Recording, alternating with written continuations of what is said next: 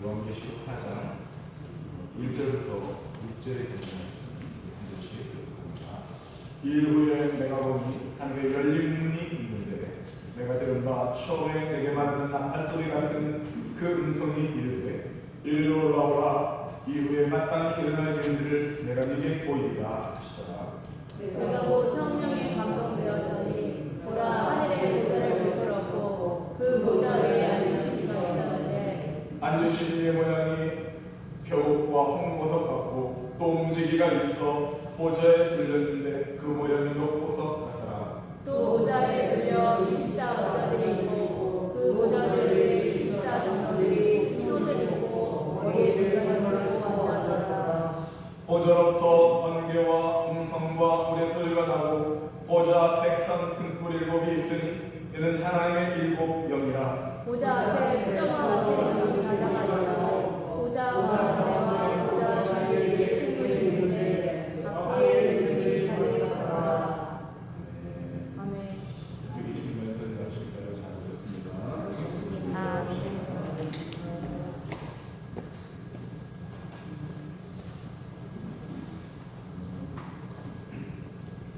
오늘 본문의 말씀 지난 시간에 공부하는 본문이고 이미 완성된 천상의 교회에 대해 말씀드렸습니다. 우리가 1장부터 요한계시록 3장까지를 그 땅의 시상교회 모습이라고 말씀드렸죠. 그리고 4장부터 5장까지는 천상의 교회를 말씀하고 있습니다. 4장의 첫 부분이 이후에라고 되어있죠. 그 이전에 예수 그리스도의 탄생의 모습, 그 이후에 천상의 교회의 모습을 보여주고 우리가 살펴본 것처럼 그 천상의 교회는 이미 완성된 교회였다고 말씀드렸습니다. 왜 우리에게 이 완성된 천상의 교회를 보여주시는가? 이 땅의 교회의 모습이 핍박과 고난 가운데 죽음이 내몰리고 있는 상황 가운데 천상의 완성된 모습을 통하여 위로와 소망을 주는 것이다 라고 말씀드렸죠. 오늘을 살고 있는 그들과 마찬가지로 어려운 거나 뭐가 있을 겁니다. 인생이라는 것이 그런 거죠. 그럼에도 불구하고 우리 믿음의 사람들에게 소망이 있는 것은 바로 완성된 하나님의 나라가 우리의 현실이기 때문입니다. 특별히 5장, 4장에서는 하나님 보좌로부터 시작해서 성부 하나님, 특별히 그분이 창조주 하나님인 것을 고백하는 찬양이 줄을 이루고 있습니다. 그리고 5장에서는 두루마리를 언급하고 있으면서 그러면서 구속주 대신 하나님의 어린 예수 그리스도를 찬양하는 모습이 등장하는 거죠. 이처럼 4장과 5장을 통하여 예수께서 하나님이시다라고 하는 진리를 우리에게 선포하고 있습니다. 우리는 이런 말씀을 통해서 예수는 그리스도시다, 예수라고 하는 인성, 그리고 그리스도라고 하는 신성을 가지신 분으로서요, 그분이 하나님이시라고 하는 사실을 분명히 가르쳐주고 있습니다. 이 절대 진리는 우리가 포기하는 전제를 진리라고 하는 사실입니다. 계시록 4장 1절에 있는 말씀, 요한이 위로 올라가는 모습을 세대주의자들은 성도의 휴고라고 해석을 한다. 제가 그것이 왜 잘못되는지에 대한 것을 구체적으로 말씀드렸죠. 바로 4장에서 성도가 휴거가 된다면 그 위에 기록된 3대 7중 재앙을 받지 않는다는 개념인데 성경에 분명히 성도가 받을 환난에 대하여 구체적으로 기록하고 있다고 말씀드렸습니다. 그리고 제가 말씀드린 법칙이라고 말씀드렸는데 하나님의 말씀은 1.1에 5천 곱씩 반드시 이루어진다 라고 하는 사실 앞에서 우리는 그 말씀, 지극히 사소한 말씀이라 할지라도 그 말씀 그대로 된다고 하는 그 믿음을 우리가 소유해야 된다는 것이죠. 성도가 당하는 환난, 그것을 피하는 진리다라는 것입니다. 요한계시록 7장에서도 피론 입은 자들의 정체성을 바로 큰 환난에서 나온 자라고 말씀하고 있습니다. 다시 말씀드리면 예수 그리스도께서 남기신 바로 환난, 주님의 십자가의 환난을 통과하고 그리하여 어린 양의 피에 씻어서 하나님의 거룩함의 옷을 입고 또한 예수 그리스도의 옷을 입는 그리하여 그 피에 씻어서 흰 옷을 입은 자가 바로 마지막 때 주님과 한 장막 안에서 영원한 안식을 누리게 된다라고 하는 것을 배우게 되었습니다. 오늘 지난 시간에 이어서 계속해서 말씀을 드리려고 합니다. 그들의 논리가 잘못됐다고 하는 것, 그들의 논리하면 사단 이후부터는 교회에 환란이 없어야 된다라고 하는 것이 맞는데 그들의 논리하면 그렇지만 성경의 분명히 곳곳에 수많은 환란들의 장치를 해놓고 있습니다. 대표적으로 요한계시록 12장 17절 말씀을 전국에 올립니다. 용이 여자에게 분노하여 돌아가서 그 여자의 남은 자손 곧 하나님의 계명을 지키며 예수의 증거를 가진 자들과 더불어 싸우려고 바다 모래 위에 서 있더라. 우리 요한계시록 13장 6절 7절 말씀을 한 목소리에 드립니다. 시작. 짐승이 입을 벌려 하나님을 향하여 비방하되 그의 이름과 그의 장막 곧 하늘의 사는 자들을 비방하라. 또 권세를 받아 성도들과 싸워 이기게 되고 각 족속과 백성과 방언과 나라를 다스리는 권세를 가지니. 맨 먼저 등장하는 것이 용입니다. 용이라고 하는 것은 보통 상상의 동물이라고 하죠. 근데 놀랍게도 이 용이라고 하는 동물이 4대 문명의 발상지에 동일하게 용의 모습이 전해지고 있습니다. 4대 문명이 일어난 것은 다 중요한 큰 강을 중심으로 이루어지고 있잖아요. 이 용이라고 하는 것은 중국 문헌에 보니까 모든 짐승의 왕이다라고 되어 있습니다. 그리고 9가지 짐승의 모습, 머리는 낙타요, 뿔은 사슴, 눈은 토끼, 귀는 소, 목덜미는 뱀, 배는 큰 조개, 비늘은 잉어, 발톱은 매, 주먹은 호랑이와 비슷하다라고 기록할 정도로 모든 짐승들의 힘을 합친 모든 짐승들의 왕이다라고 할 만합니다. 이것이 흥멍처회에서는 그 용자를 미르라고 합니다. 이 미르라고 하는 말이 물의 순 우리말로 합니다. 그래서 이것이 또 미르라고 하는 말 가운데는 미리겠죠. 앞으로 일어날 모습과 연관되어서 불교의 미륵불이 미래에 올 그런 것을 상징한다고 해요. 그래서 미래적인 물과 연관된다. 그래서 대표적으로 많은 사람들이 이 용을 물의 소신이라고 생각을 합니다.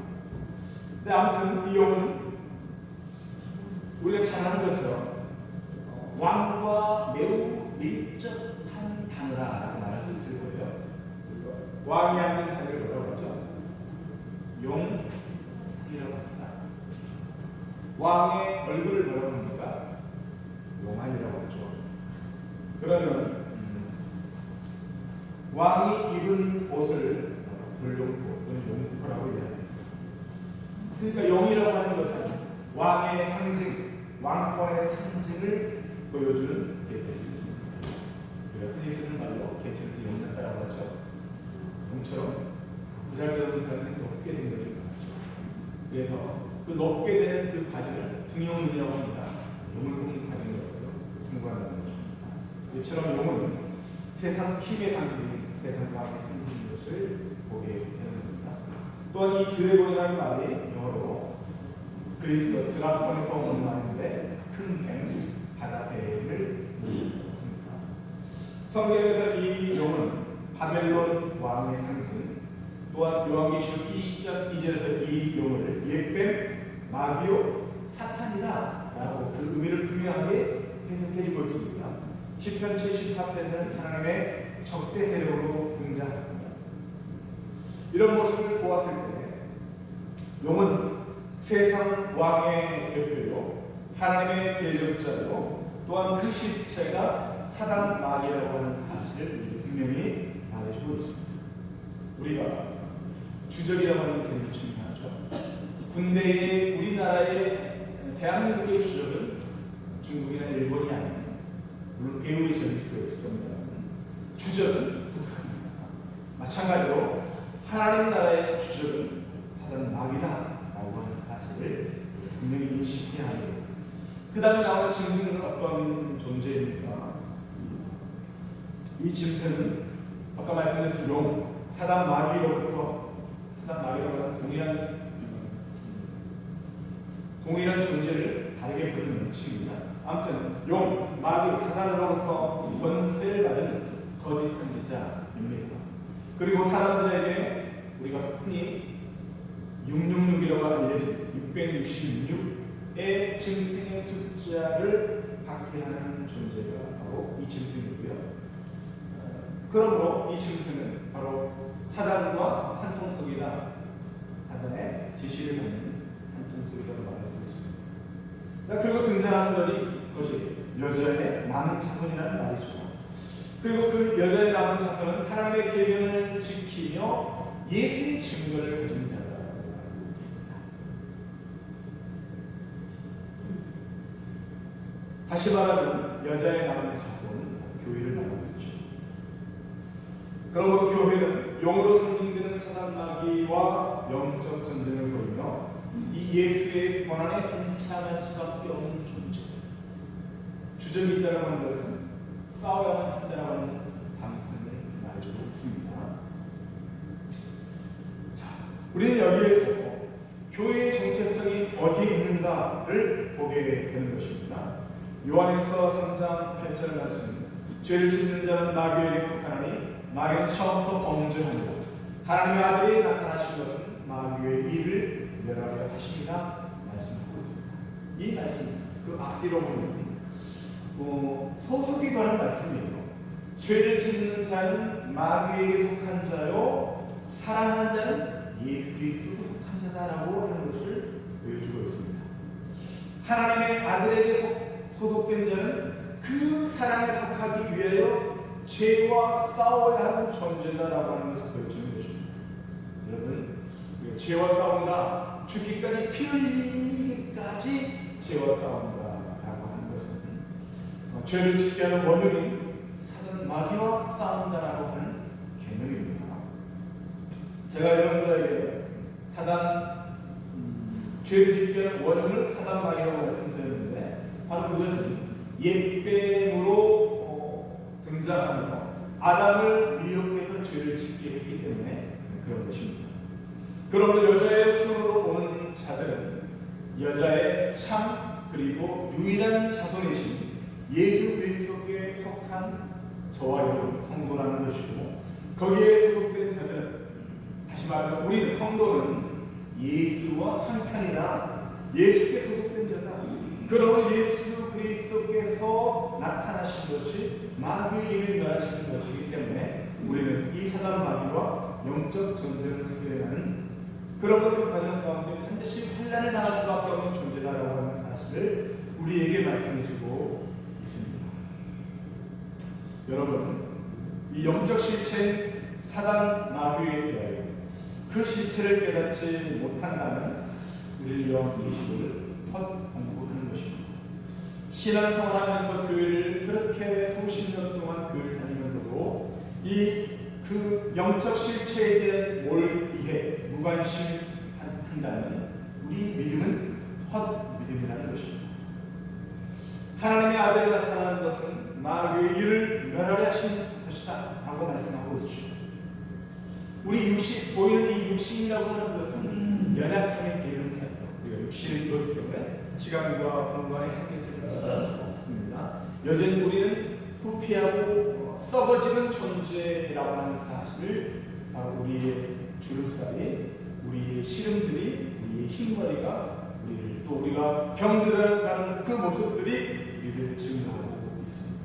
사랑하는 성도 여러분, 그러나 우리의 연약한 육체를 가진 그런 자들을 하나님의 거룩한 성도라고 불러주셔서 그들로 하여금 바로 그들에게 하나님의 거룩의 옷을, 예수 그리스도 옷을 입히시고 하나님의 전신갑주를 입히셔서 이 사단 마귀와 영적 전쟁을 치르게 하였다라고 하는 사실을 분명히 기억하시길 바랍니다. 자, 요한계시록 13장 6절에서 7절 말씀해 보면 이제 짐승의 성도와 싸우게 되죠. 근데 이것을 해석할 때 세대주의자들은 이삭주기다라고 해석을 합니다. 휴거 때 올라가는 자들이 미처 올라가지 못했기 때문에 그들을 하나님께서 올리는 거다 라고 얘기를 해요. 그렇게 한다면 이런 생각이 들 수 있습니다. 아니, 하나님이 실수투성이 하나님입니다. 휴거 때 모든 일을 들려보냈어야지 왜 나중에 그러는가 라고 하는 그들의 논리가 잘못된 것을 우리가 상식적으로 이해할 수 있을 겁니다. 성경에서 휴거라는 말은 없어요. 그런데도 불구하고 이 휴거라는 의미가 있다면 마지막 주님께서 재림하실 때에 바로 모든 교회가 올림받은 그런 상황이 되는 것이죠. 휴거라고 표현할 수 있을 겁니다. 성도의 휴거가 되었다라고 하는 것은 세상의 심판이 바로 임할 것이다라고 하는 것을, 성도의 구원과 세상의 심판은 항상 요한계시록에서 함께하는 것이다라고 말씀을 드렸죠. 자, 그러면 오늘 본문에 등장하는 사도 요한은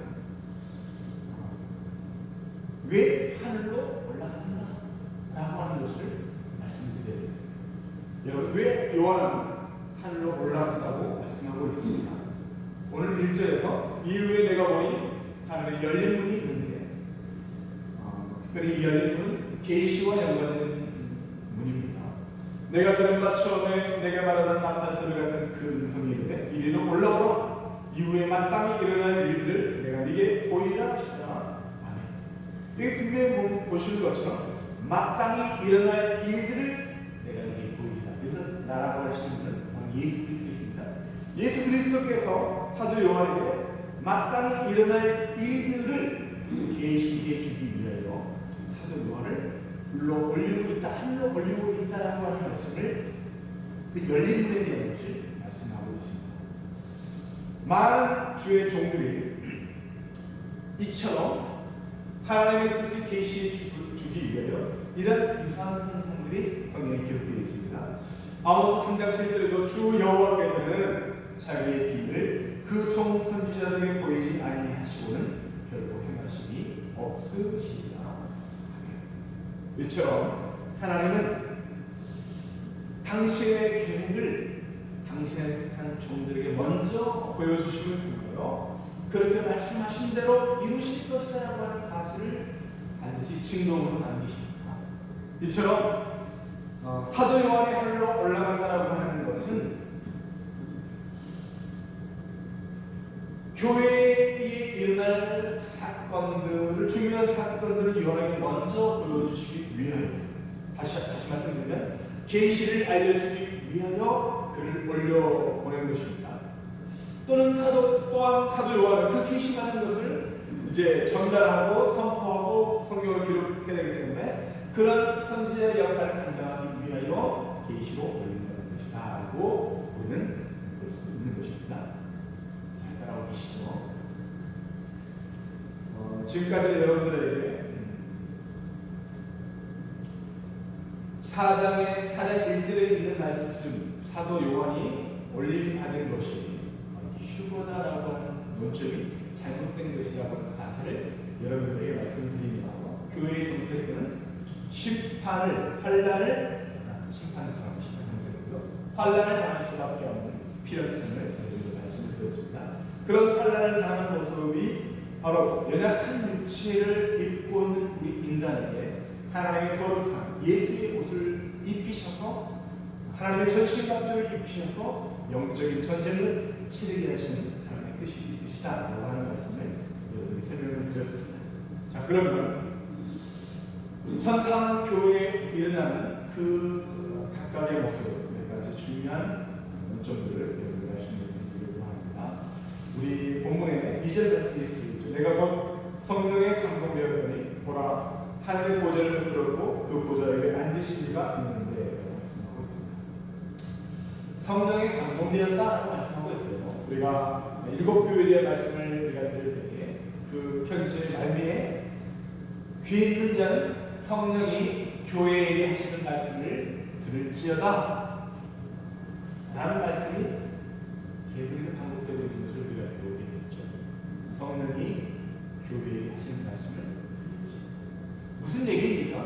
성령께서 우리에게 우리 교회를 향하여 말씀하고 있다는 거예요. 이 강단에 저를 세웠다라고 하는 것은 저를 통하여 성령께서 하신 말씀이 있으시다라고 하는 것을 보여주는 것입니다.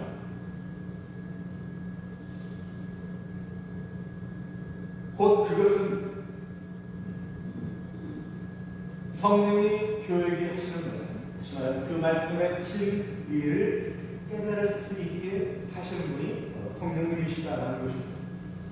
그러므로 우리가 말씀을 들을 때에 모든 관심과 생각을 집중해서 이 예배를 참여해야 돼요. 말씀에 집중해야 돼요. 그러니까 오늘 예배에 집중하기 위하여 그 전날은 피곤하면 안 되겠죠. 우리의 뭔가에도 잘해야 됩니다. 예배를 성공하기 위하여 우리의 영혼육의 모든 것을 집중해야 되는 거예요. 말씀을 구웠나 이런 생각을 가지시면 안 된다는 거예요. 자, 우리는 설교자의 말을 인간의 말로 듣지 않고 하나님의 말씀으로 듣고 정말 그 말씀이 그런가 라고 상고하는 자세가 있는 것, 그 사람은 이미 복된 것이다 라고 말할 수 있는 겁니다. 자, 요한계시록에 성령께서 등장하시는 모습이 곳곳에 나오는데 성령께서 등장하는 곳곳마다 장면에 주는 정한점이 이루어지는 것을 보게 됩니다. 새로운 장면 1장 10절에서 성령의 감동되어서 나팔소리 같은 큰 성을 들었다라고 기록되면서 예수 그리스도의 모습을 우리에게 보여주고 있죠. 4장 2절 오늘 부분에서는 성령의 감동되어서 이제 하나님의 보좌가 펼쳐지고 있습니다. 14장 13절에서 성령의 음성을 듣고 마지막 추수 장면이 펼쳐지고 있습니다. 17장 3절에서 성령을 데리고 광야에 이르게 되는데 짐승에 대한 심판이 등장합니다. 22장 17절에서 성령께서 오라라고 말씀하시는데 마지막 초청을 하고 계시는 것을 보게 됩니다. 아무튼 성령애라고 하는 것을 오늘 본문에서 엔푸니마로서 성령 안에서 이 일들이 펼쳐지고 있는 저의 이 설교가 인간의 말을 전하는 것이라는 이 설교가 실패합니다. 그러나 성령께서 엔푸니마 성령 안에서 설교를 전하려면 성공할 것이다. 이것이 성경이 말하고 있는 거죠. 성령 안에서 지금 하나님의 보좌가 펼쳐져 있습니다. 보좌에 앉은 분이 계시죠. 그리고 흰 옷을 입고 멸관을 쓰고 있는 24인호가 그 보좌 주위에 또 다른 보좌 위에 있습니다. 앉아있죠. 그리고 보좌 앞에 7명이 있고 또한 유리바다가 펼쳐져 있고 앞뒤로 눈이 가득한 네 생물들이 있습니다. 다 모든 모습들이 우리가 가늠하기 힘든 하나하나 말씀일 것입니다. 그러면 이 단어들이 각각 어떤 의미를 가지고 있는지 살펴보기를 원합니다. 보좌가 먼저 등장하죠. 보좌라고 하는 것은 하나님의 앉으신 자리를 말하고 있죠. 이것은 왕의 통치권, 하나님께서 만유의 통치자이심을 보여주는 보좌인 것입니다. 이 보좌가 특별히 베풀었고라고 하는 미완료 중간태 형태로 쓰였는데 이것은 그 보좌가 그 환상이 시작되기 이전 이미 그 이전에 존재하고 있었다라고 하는 사실을 말씀하고 있습니다. 이것은 하나님의 보좌가 그 이전부터 어느 시점인지 우리는 알 수 없으나 하나님의 보좌가 그 이전부터 존재하고 있었다는 사실은 하나님의 통치가 영원할 것이라고 하는 사실을 우리에게 분명히 보여주고 있죠. 영원한 통치권을 가지신 하나님의 보좌임을 우리에게 강조하고 있습니다. 이것은 하나님께서 만유를 통치하시는 절대 권력자이심을 우리에게 보여주는 것이 이 보좌가 의미하는 것이다. 그 다음에 나오는 것이 앉으신 이의 모양이 벽과 홍보석 같고 또 무지개가 있어 보좌에 들렸는데 그 모양이 녹보석 같더라라고 각종 보석들이 등장을 합니다. 제가 다 읽지는 않겠지만 요한계시록 21장 9절에서 11절에 보면 10절 후반에는 하늘에서 하나님께로부터 하늘에서 내려오는 거룩한 성 예루살렘을 보이니 하나님의 영광이 있어 그 성의 빛이 지극히 귀한 보석 같고 라고 되어있죠. 새 예루살렘, 하늘에서 내려오는 거룩한 새 예루살렘 성이 하나님의 영광을 의미하는 그 빛으로 표현되고 있고 구체적으로 각종 귀한 보석으로 설명하고 있습니다. 성곽은 벽으로 쌓였고 성은 정금인데 맑은 유리 같더라. 그 성의 성곽의 기초석은 각색 보석으로 꾸몄고 첫째 기초석은 벽옥, 둘째는 남보석, 셋째는 옥수, 넷째는 녹보석, 다섯째는 홍마루, 여섯째는 홍보석 이렇게 쭉 되어 있습니다. 12제까지. 거룩한 성 새 예루살렘은 교회를 의미하는 거예요.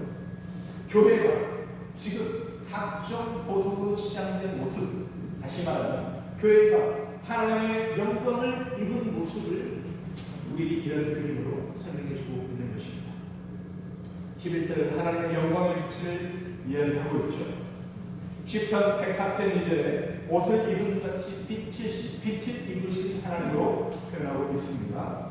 또한 디모데전서 6장 16절에 가까이 가지 못할 빛에 거하신다라고 하나님을 말씀하셨어요. 하나님의 빛이 이 땅의 태양으로 상징적으로 보여주고 있지만 그 빛은, 하나님의 빛은 이 땅의 태양빛과는 비교할 수 없는 영광의 빛이다라고 하는 것을 이렇게 표현해주고 있는 것입니다. 그리고 벽옥은 첫째 기초서, 홍보석이 여섯째 기초서, 그다음 쭉 보석이 나오는데 물론 이제 학자들에 따라서는 각종 보석이 어떤 의미를 설명해주고 있는데 그것이 왜 그런 의미가 있는지에 대한 설명은 없더라고요. 제가 그걸 생략을 하고 단지 중요한 것은 그 보석은 12가지 보석이잖아요. 거룩한 새 예루살렘 성이 12기초석이 있고 각종 보석으로 되어 있다. 우리가 이미 12이라고 하는 숫자, 24라고 하는 숫자를 이미 배운 바가 있는 것처럼 이 10이라고 하는 숫자는 교회의 숫자다라고 말씀을 드렸잖아요. 다시 말씀드리면 거룩한 성 새 예루살렘, 교회가 입을 하나님의 영광의 모습을 이런 다양한 보석들로 치장한 모습으로 이렇게 표현하고 있습니다. 다시 말씀드리면 천상의 완성된 교회는 이처럼 하나님의 영광을 입은 존재로 표현해주고 있는데 생각해 보십시다. 거울이 여기 있습니다. 거울이라고 하는 것은 어떤 존재, 어떤 대상물을 반사해주는 역할을 합니다. 그렇죠? 하나님의 빛이십니다. 영광 가운데 거하세요. 우리는 그 영광을 반사해줄 존재로서 가까이 하나님께 거한다라고 하는 것은 하나님의 영광을 입은 존재다. 마치 모세가 하나님의 대면함으로 하나님의 영광이 그 얼굴 가운데 광채로 드러나는 것처럼 우리가 그렇게 영광을 입은 존재가 될 것을 이런 말씀들을 통하여 말씀해주고 있는 것입니다. 자, 그 다음에 우리가 이 보석들에 대한 말씀을 출애굽 28장 17절에 있는 말씀처럼 바로 대제사장의 에봇에 걸려있는 바로 흉패 가운데 이 12보석이 있는 모습을 이미 여러 차례 말씀드린 바가 있습니다. 이처럼 대제사장은 바로 예수 그리스도께서 우리의 제사장이 됨을 말씀하고 있고 우리가 예수 그리스도의 은혜로 그분의 공로로 그분의 그분의 은혜를 덧입고 하나님의 보좌 영광 가운데 이르게 되는 모습을 그 이처럼 그 모든 보석은 바로 하나님의 속성을 표현하면서 성경은 예수 그리스도께서 보호하는 것을 우리에게 말씀하고 있죠. 특별히 그 흉패에 들린 보석이 금태에 물려있는 모습으로 그려지고 있습니다. 금은 금 또한 하나님의 영광, 또 성도에게는 믿음을 상징하죠. 이런 내용을 보았을 때 성도는 바로 믿음으로 덧입혀진 존재요. 12보석으로 상징되는 하나님의 영광을 이루는 존재다. 사실 영상으로 잘 여러분들이 보여주면 좋겠지만 제 실력이 부족하고 이 말씀을 통해서 우리가 그 모습을 구체적으로 볼 수는 없지만 이런 모습들을 통하여 우리가 될 영광이 얼마나 놀랍고 귀한 것인지, 이것이 우리에게 완성된 교회라고 하는 사실을 여러분 마음에 새기면서 위로와 소원을 받으시길 바랍니다. 자, 그리고 3절 후반절에 보면 또 무지개가 있어 보좌에 들렸는데 그 모양이 녹보석 같더라 라고 말씀하고 있습니다. 이 무지개에 대한 것은 오늘 본문과 또 요한계시록 10장 1절 그리고 에스겔서 1장과 창세기 9장에 이미 이 무지개가 나오죠. 우리 에스겔서 1장 28절의 말씀을 한 목소리로 읽을까요? 시작. 그 사방 광채의 모양은 비 오는 날 구름에 있는 무지개 같으니 이는 여호와의 영광의 형상의 모양이라. 내가 보고 엎드려 말씀하시는 이의 음성을 들으리라. 창세기 9장 16절 17절 말씀을 교독합니다. 무지개가 구름 사이에 있으리니 내가 보고 나 하나님과 모든 육체를 가진 땅의 모든 생물 사이에 영원한 언약을 기록하리라. 하나님이 노아에게 또 이르시되 내가 나와 땅에 있는 모든 생물 사이에 언약의 증거가 이것이라 하셨습니다. 에스겔서 1장에는 네 생물이 등장합니다. 그리고 그 생물들 머리 위에는 궁창 그리고 보좌의 형상이 언급되고 또한 덧붙여서 보좌의 형상 위에 한 형상이 있어 사람의 모양 같더라 라고 하는 표현이죠. 이런 사람의 모양 같더라 라고 표현하는 것은 대체적으로 예수 그리스도를 육신을 입으신 예수 그리스도를 표현할 때 이렇게 표현하는 경우가 많죠.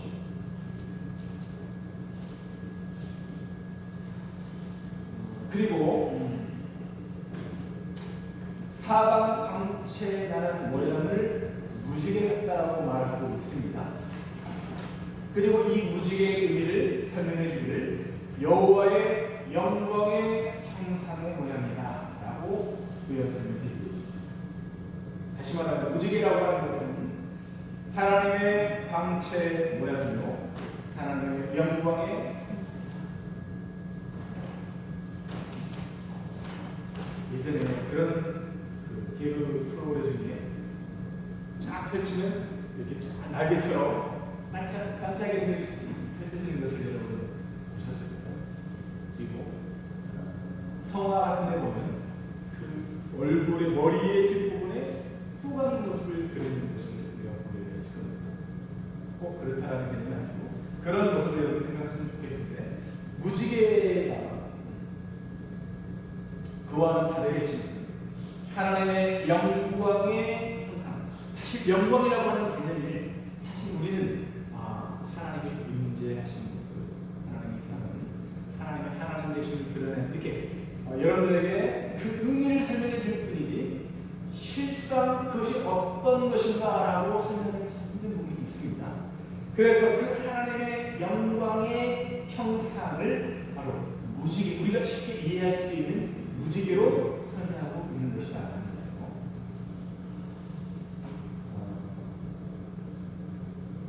특별히 창세기 9장에서는 우리가 노아 홍수 이후에 바로 무지개 언약이라고 하는 것을 우리에게 허락하십니다.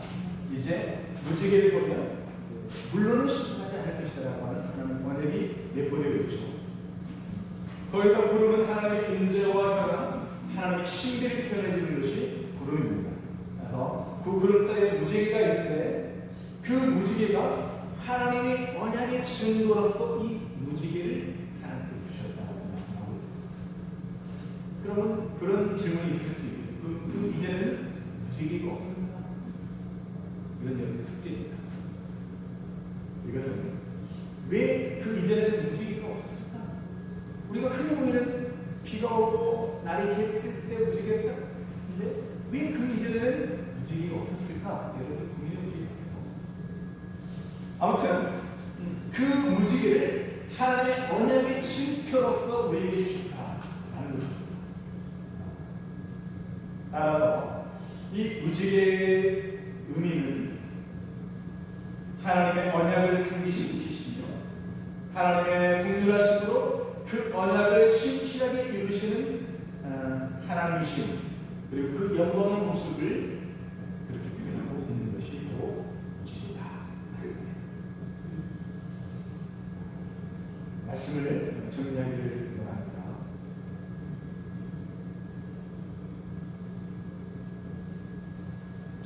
사도 요한이 예수 그리스도의 음성을 듣고 성령 안에서 성령의 감동으로 하늘에 올라가서 하나님의 보좌와 또 하나님의 천상 교회의 다양한 모습들을 우리에게 설명해 주고 있습니다. 중요한 것은 이러한 천상의 완성된 그 모습, 각종 보석으로 치장된 그 모습은 성도가 누릴 하나님의 영광인 것을 설명해 주고 있습니다. 여러분, 이것이 요한계시록 보면서 늘 말씀드리지만 먼 미래적인 개념으로만 이해할 것이 아니라 지금 우리에게 있는 영적인 현실이다라고 하는 사실을 믿으셨으면 좋겠습니다. 하나님, 우리의 현실은 빡빡하고 너무나 힘들고 어렵지만 하나님의 나라를 천상의 교회의 모습을 보니까 이 얼마나 영광스러운 모습인지 하나님의 속성과 하나님의 임재와 하나님의 영광을 입은 존재가 바로 저와 여러분들이라고 하는 사실을 우리에게 말씀해 주고 있습니다. 이것이 우리에게 완성된 모습이요. 그럼에도 불구하고 우리는 그 길을 걸어가는 자들인데 그 길이 여전히 환란이 예정되어 있고 우리는 그 환란을 통과하는 것이다. 우리는 날마다 예수의 흔적을 가지고 살아가는 존재다. 그러나 그를 불구하고 예수 그리스도를 이미 이기신 것처럼 우리는 승리할 것을 믿음으로 탐구하고 그 길을 걸어갈 때에 마침 오늘 우리에게 그 영광뿐만 아니라 그와 동일하게 마지막 때에 우리의 영광이 나의 것임을 확신하며 오늘 이 믿음의 여정을 걸어가시는 숙주의 성교